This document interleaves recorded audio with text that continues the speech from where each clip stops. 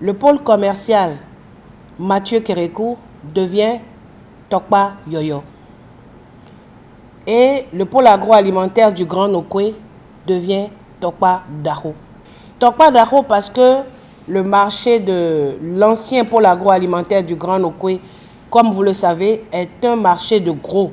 Ce n'est pas un marché de détail qui va accueillir les marchands, comme c'est le cas aujourd'hui au niveau de nos marchés de détail. Tokpa Yoyo devra accueillir dans les prochains jours des marchands de l'actuel dans Tokpa qui opèrent dans la bijouterie, dans la cosmétique, dans la maroquinerie et enfin dans le textile. À Dantokpa aujourd'hui, nous avons l'équivalent de 83 voire 84 secteurs d'activité.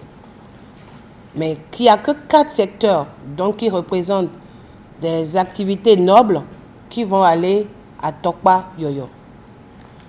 Pour ce qui concerne le secteur alimentaire de détail qui opère aujourd'hui à Dantokpa, le recensement a été fait également, comme tous les autres secteurs, au cours des mois de septembre et d'octobre 2025. Tout le secteur de vente de produits alimentaires en détail sera ventilé au niveau de nos marchés de détail.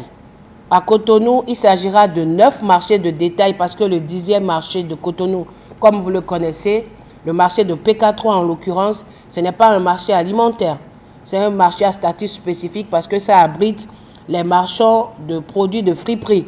Le seul marché de détail donc qui nous reste à mettre en exploitation est celui de Wando, situé donc dans la ville de Porto Novo. Il va ouvrir ses portes officiellement, je dirais, au public le 25 avril 2026. Donc nous sommes activement en train de travailler en ce moment pour qu'à partir de la semaine prochaine, nous puissions déjà afficher la liste des marchands pour que nous fassions par la suite le tirage au sort en vue de l'attribution des places. Wando connaîtra le même jour de déménagement que Dantokpa, c'est du 13 avril jusqu'au 22 avril.